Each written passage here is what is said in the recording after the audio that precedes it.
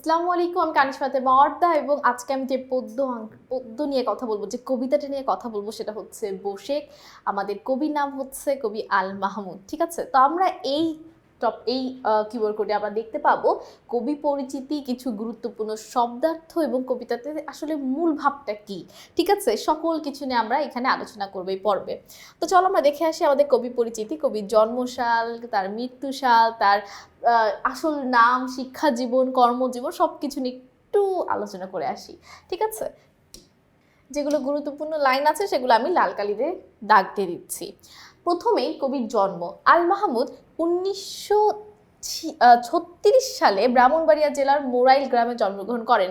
দেখো, তার জন্মসাল কিন্তু 1936, কিন্তু তার মৃত্যুসাল কিন্তু বেশি বছর না, 2019 15ই ফেব্রুয়ারি, অর্থাৎ ভালোবাসা দিবসের ঠিক পরের দিন তিনি মারা যান। 14ই ফেব্রুয়ারি পরের দিন 15ই ফেব্রুয়ারি। তাহলে দেখো তিনি কত বছর বেঁচেছেন, 1936 থেকে 2019, বেশ অনেক বছর। ঠিক আছে, তিনি কিন্তু তার লেখা কবিতাগুলো কিন্তু বেশ সহজ, তাই দেখবো আমাদের আজকে এই কবিতাটা বুঝতে খুবই সহজ মনে হবে। ঠিক আছে, তার প্রকৃত নাম ছিল মীর আব্দুস শুকুর আল মাহমুদ। ঠিক আছে, কিন্তু তাকে আমরা এত বড় নামে ডাকি না, আমরা আল মাহমুদ বলেই ডাকি। তারপর দেখো উল্লেখযোগ্য কিছু রচনা, এখান থেকে কিন্তু প্রচুর প্রশ্ন আসে এমসিকিউতে উল্লেখযোগ্য রচনা থেকে, বিশেষ করে আল মাহমুদের। যেমন দেখো, কাব্যগ্রন্থের মধ্যে খুবই নাম করা হচ্ছে লোকান্তর, কালের কলস, সোনালী কাবিন, এই যে সোনালী কাবিনও কিন্তু বেশ নাম করা, মায়াবী পর্দা দুলে ওঠো ইত্যাদি। গল্পগ্রন্থ হচ্ছে পানকৌড়ির রক্ত, সৌরভের কাছে পরাজিত ইত্যাদি। উপন্যাস হচ্ছে কাবিলের বোন, তারপর হচ্ছে উপন্যাস সমগ্র 1, উপন্যাস সমগ্র 2, 3, এগুলো মনে রাখাটা সহজ, 1, 2, 3 উপন্যাস সমগ্র, জাস্ট এটা একটু মনে রাখার চেষ্টা করবে। আর কাবিল, যে তোমাদের নতুন জেনারেশনের কাছে খুবই নাম করা একটা নাম, এটা কিন্তু আমরা সবাই জানি। তাহলে কাবিলের বোন। আর কাব্যগ্রন্থ থেকে বেশিরভাগ প্রশ্ন কিন্তু এসে থাকে, তাই কাব্যগ্রন্থগুলো তোমাদের চেষ্টা করতে হবে মনে রাখার। শিক্ষা জীবন, কবি আল মাহমুদ চট্টগ্রামের সীতাকুণ্ড হাই স্কুল থেকে মাধ্যমিক শিক্ষা লাভ করেন। কর্মজীবন, কবি আল মাহমুদ বিভিন্ন পত্রিকার সম্পাদক হিসেবে কাজ করেছেন, তার মধ্যে উল্লেখযোগ্য দৈনিক গণকণ্ঠ, এটা একটু মনে রাখতে হবে আমাদের। তিনি শিল্পকলা একাডেমি গবেষণা প্রকাশনা বিভাগে পরিচালক হিসেবে কাজ করেন। ঠিক আছে, তো এটাই ছিল আমাদের আল মাহমুদের পরিচয়, তার জন্মসাল, মৃত্যুসাল, কর্মজীবন, শিক্ষা জীবন, উপন্যাস, গল্পগ্রন্থ, কাব্যগ্রন্থ ইত্যাদি ইত্যাদি। এখন আমাদের যে বসেক কবিতাটি আছে, এই বসেক কবিতার কিছু গুরুত্বপূর্ণ শব্দার্থ নিয়ে আমরা আলোচনা করব। প্রথমেই দেখো, ঝাঁক। ঝাঁক মানে কি আমরা সবাই জানি, পাখি, পতঙ্গ বা মাছ প্রভৃতির দল, একসাথে অনেকগুলো পাখি থাকলে আমরা বলি পাখির ঝাঁক, মাছের ঝাঁক, তারপর কীট পতঙ্গের ঝাঁক। মিনতি, মিনতি মানে অনুরোধ, আমরা সবাই জানি।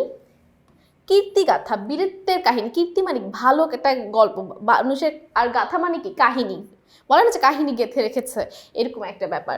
বাহাদুরি মানে কৃতিত্বের অহংকার। মহাবীর, মহান যে বীর, এগুলো আমরা সবাই জানি। পবন মানে বাতাস, এটা বাতাসের একটা প্রতিশব্দ। মহাপ্রতাপশালী অর্থাৎ বিশাল শক্তি বা ক্ষমতার অধিকারী, বলে না যে মহাপ্রতাপ, অনেক প্রতাপ আছে যার, অনেক শক্তিশালী। অহমিকা, ঠিক আছে, মানে অহংকার। পরগাছা, পরগাছা মানে হচ্ছে পরাশ্রিত ব্যক্তি, যে গাছ অন্য গাছের উপর জন্মায়।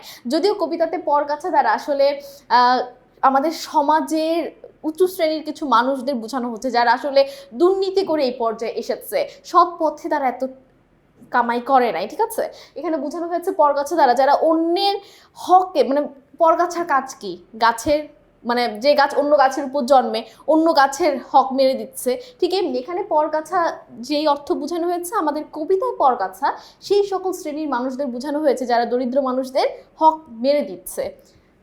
অট্টালিকা, অট্টালিকা মানে আমরা সবাই জানি দালান বা উঁচু ভবন। ঠিক আছে, এরপর দেখো মূল ভাব। কবি আল মাহমুদের অন্যতম কবিতা হচ্ছে বসেক।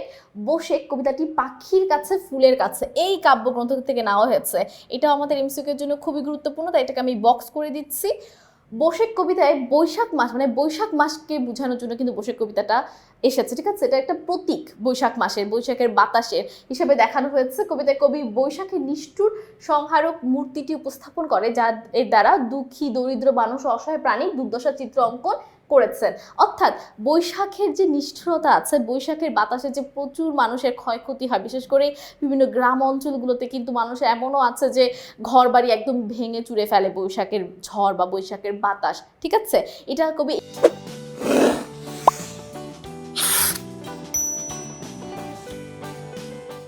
এখানে এটাই বোঝাতে চাচ্ছেন, এই মূল ভাবটা মূলত বৈশাখে, যে বৈশাখের যে ঝড় সেটা কি করে, সেটা কিন্তু বড় লোকদের কোনো ক্ষতি করে না, ধনীদের কোনো ক্ষতি করছে না, করছে কাদের, গরিব দুঃখীদের ক্ষতি করছে। তাদের এমনি তাদের অবস্থা, তারা দিন এনে দিন খাচ্ছে, তাদের অবস্থা এমনি খুবই করুণ, তারা আর এই বৈশাখের বাতাস কি করছে, তাদের সেই অবস্থাকেও আরো খারাপের দিকে নিয়ে যাচ্ছে। যাদের ক্ষতি করা দরকার, যারা অন্যের পরগাছাগুলো, যারা অন্যের হক মেরে নিজেরা বড়লোক হচ্ছে, তাদের কোনো ক্ষতি বৈশাখ করছে না, বৈশাখের বাতাসকে মিনতি করছে যে তুমি কেন গরিব, যে ভালোদেরই কেন তুমি ক্ষতি করছো, খারাপদের কেন তুমি কোনো ক্ষতি করছো না। তারপর দেখো অধিকাংশ ক্ষেত্রে শিকার হয় দুঃখী দরিদ্র মানুষ, যেটা আমি বললাম। অসহায় প্রাণীরাও এর কবল থেকে রেহাই পায় না, অর্থাৎ যারা অসহায়, যাদের আশ্রয় নেওয়ার জায়গা নেই, তাদের উপরেই বৈশাখের ঝড় ক্ষতি করে যায়, তাদেরই। অথচ এতে ধনীর অট্টালিকার কোনো ক্ষতি হয় না, ঠিক আছে, ধনীদের কোনো ক্ষতি হয় না। এটা নিয়ে কবির মনে গভীর আক্ষেপ জন্ম নিয়েছে, যে তুমি কেন এরকম করো, ভালোদেরই কেন তুমি ক্ষতি করো, তুমি তো চাইলে খারাপদের উড়িয়ে নিয়ে যেতে পারতা, তাই না। এরপর দেখো তিনি কালবৈশাখের কাছে আহ্বান জানিয়েছেন, ধ্বংস যদি করতেই হয় তবে যারা শ্রমজীবীদের শোষণ করে অট্টালিকা গড়ে তুলেছে, যে পরগাছাগুলো, তাদের বলতেছে ধ্বংস করে দিতে। বৈশাখের আগমনে শান্ত প্রকৃতি হঠাৎ উত্তাল হয়ে ওঠে, চারিদিকে ধুলোর ঝড়, তপ্ত রোদ আর কালবৈশাখীর দাপট দেখা যায়।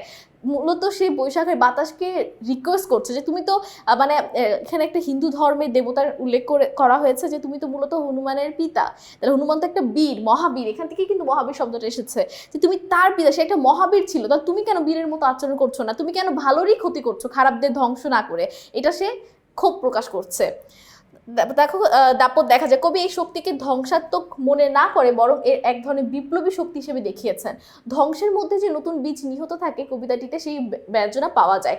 বৈশাখের ঝড় কেবল ভাঙে না, বরং পৃথিবীকে সাজানোর নতুন পথ প্রশস্ত করে। বৈশাখের প্রচণ্ড তাপদাহ যখন প্রকৃতি, কৃষক, দিনমজুর আর খেটে খাওয়া মানুষকে মাঠের কাজ বা কায়িক শ্রমে ব্যস্ত থাকতে হয়, এই কবিতায় কবি রৌদ্রদগ্ধ মানুষের ঘাম আর পরিশ্রমের প্রতি এক গভীর মমতাবোধ পরিলক্ষিত হয়। আলোচ্য কবিতায় এই আহ্বানের মাধ্যমে কবি বৈশাখের বিধ্বংসী প্রতীকের মধ্য দিয়ে অত্যাচারী অবসান প্রত্যাশা করেছেন। ঠিক আছে, তিনি মূলত এখানে একটা প্রতীকী হিসেবে ব্যবহার করেছেন বৈশাখ মাস বা বৈশাখের ঝড়কে তিনি কিভাবে ব্যবহার করেছেন, এই শেষের লাইনটা কিন্তু খুবই গুরুত্বপূর্ণ, শেষের বাক্যটা।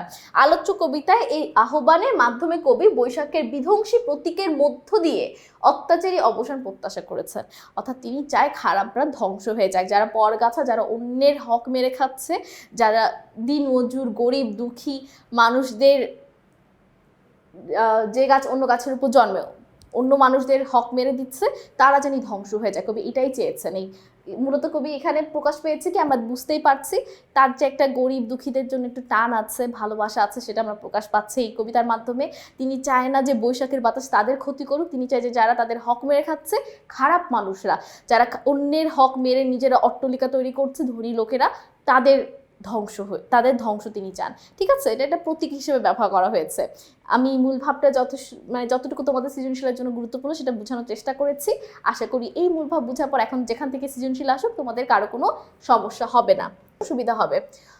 পবন দয়ালু মেঘের সাথী, অর্থাৎ বাতাস হচ্ছে কার সাথী, দয়ালু মেঘের সাথী।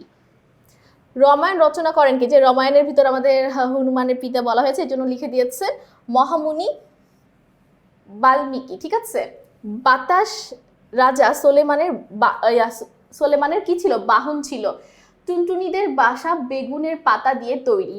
বাতাস গরিব চাষির ঘরের খুঁটি উড়িয়ে নেয়। কবি রামায়ণের হনুমানকে মহাবীর বলেছে, যেটা আমি কিছুক্ষণ আগে বললাম। বৈশাখের বাতাসে বুনো হাঁসের ঝাঁক ভেঙে যায়, অর্থাৎ অসহায় মানুষদের বোঝানোর জন্য বুনো হাঁসকে এখানে কিন্তু ব্যবহার করা হয়েছে, অসহায় প্রাণী।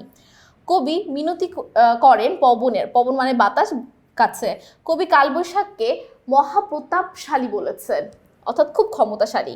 বৈশাখ নদীর পানি শূন্য তুলে ছড়িয়ে দেয়, অর্থাৎ বৈশাখের বাতাসের কথা বলা হচ্ছে, কালবৈশাখী ঝড় যেটাকে আমরা বলি।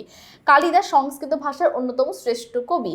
রাজা সোলেমান ছিলেন ডেভিডের পুত্র এবং ইসরায়েলের তৃতীয় রাজা। কবি বৈশাখের বিধ্বংসী প্রতীকের মধ্য দিয়ে অত্যাচারী ধ্বংস কামনা করেছেন, যেটা আমাদের মূলভাবে শেষ লাইনে আমরা হাইলাইট করে দিয়েছিলাম। আশা করি আজকের এই পর্বটা দেখার পর তোমাদের বসে কবিতায় কবি কি বুঝাতে চেয়েছেন, তার কবিতার উদ্দেশ্যটা কি ছিল সেটা নিয়ে কারো কোনো সমস্যা নেই। সকলকে অসংখ্য ধন্যবাদ আমাদের সাথে এই পর্বটি করার জন্য এবং পরবর্তী পর্বে আমন্ত্রণ রইল। আসসালামু আলাইকুম, আল্লাহ হাফেজ।